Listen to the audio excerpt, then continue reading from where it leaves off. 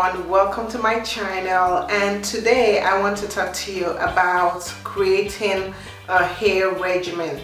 So if you subscribe to my blog, you must have already read about how to create a hair regimen. So I want to come on here and tell people that are not subscribed to the blog or are not on Facebook. So, and if you want to subscribe to my blog, you can subscribe to it at DiscoveringNatural.com.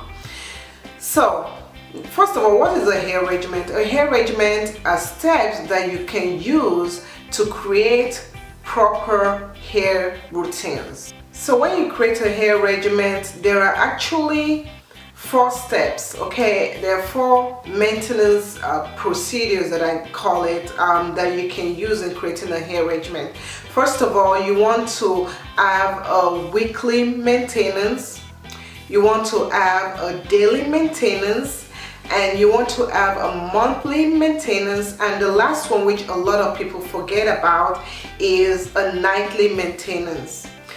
Now for the weekly maintenance, this is when you do your normal, washing, either co-washing or shampooing with a sulfate-free shampoo, and you do your normal, deep conditioning. So at this step, you will do your co-washing, okay, and you wash your hair with conditioner if you choose to, and some people do not like the way conditioners feel in their hair. So in that case, they can use a sulfate-free conditioner, and a sulfate-free conditioner is not as harsh as a sulfate conditioner. So when you get your products, you want to look at the back of the label and make sure that it does not say SLS, which is sodium lauryl sulfate, and anything that says sulfate, you don't want that in your shampoo. So that's one way that you can wash your hair. Another thing is, after you wash your hair, you do want to use a deep conditioner, and using a deep conditioner helps you bring the moisture back into your hair, and it also helps to keep your hair soft. So you always want to do a deep conditioning. On days that I have skipped deep conditioning on my hair or on the girls' hair, I find that during the entire week, even when I re-moisturize their hair feels very dry, and the only step that I omitted was doing the deep conditioning. So deep conditioning is very vital to your hair regimen.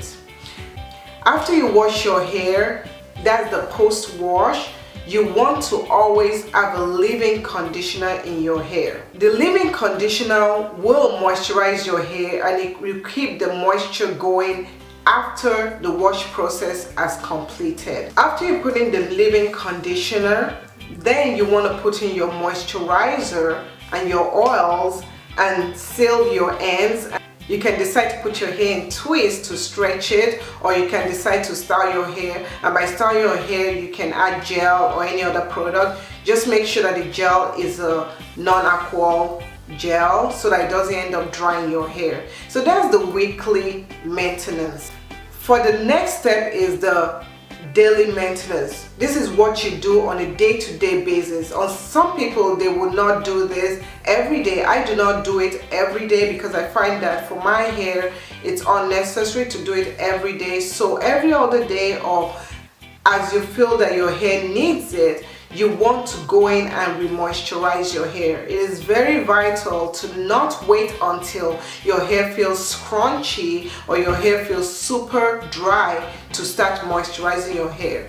As you know, black hair is very fragile, so we always need to make sure we keep it moisturized. And you can either use the lock method or the LCO method, and I'll post a video that I did regarding that somewhere over here. The next type of maintenance will be the monthly maintenance. For the monthly maintenance, these are treatments that you only do once a month, because doing it more frequently might cause further damage, or it might even cause your hair to feel more dry. So some of the treatments that I do on a monthly basis is a protein treatment, And doing a protein treatment helps you keep the moisture protein balance in your hair. As you know, when your hair is breaking or is damaged, it is not only because it is dry and it needs moisturizing. No, it can also be because it is lacking protein. And you have to be really careful about protein, because some people, they're protein sensitive, and being protein sensitive, your hair, instead of the protein helping your hair, the protein ends up making your hair drier. So it kind of does the reverse effect onto your hair. So you have to really be careful, and if you feel that whenever you're doing protein treatments that it's not helping your hair, you might want to test to see if you are protein sensitive. And there's a test that I have on my blog, and I'll paste the link or something over here.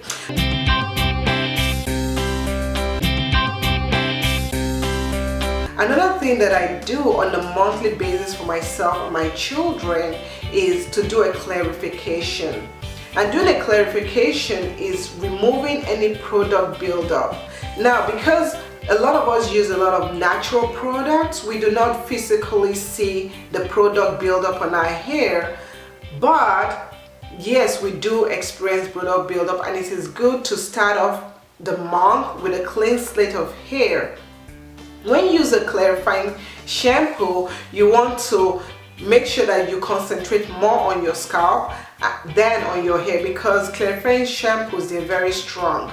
One of the clarifying shampoos that I like is the Giovanni 50/50 Hydrating Clarifying Shampoo. So that is the only one that I use, that I know that doesn't make my hair feel super dry, and it brings back moisture into my hair. So clarifying your hair will remove buildup from your hair. And if you notice that sometimes your products do not penetrate, or products are not doing what they're supposed to do, maybe you have product buildup and the product cannot penetrate to do its job. So when you find problems like that, you can clarify your hair. You can also choose to clarify your hair with a sulfate shampoo. Okay, this is the one time that I would suggest using a sulfate shampoo, and that will help remove any product buildup. But make sure that prior to clarifying your hair, you do either a hot oil treatment or you protect your hair before you do the clarifying. After you do the clarifying, please make sure you also deep condition your hair. So the last maintenance is the night routine, the nightly maintenance. A lot of us forget about this, and I am guilty sometimes of forgetting about doing this on a nightly basis. So it is important before you go to bed, after you wash your makeup off, and if you don't wear makeup, after you wash your face, make sure that you assess your hair and check to see, is it dry, does it feel as if it needs to be remoisturized? Because even in the summer, when the sun is beating on our hair, we might find that we need to remoisturize our hair maybe during the day, but at night we also want to check to see if we need to remoisturize our hair. The other thing is what you put on your hair. Now, it is best to sleep with a bonnet or a silk scarf, a satin bonnet or a silk scarf, and even if you choose not to, you can invest in a satin pillowcase, and that does help to retain the moisture that is in your hair and not further cause drying, because the cotton pillowcase that we have, that we use, sucks up the moisture from our hair. So we have to be very careful and make sure that we're sleeping on the right things.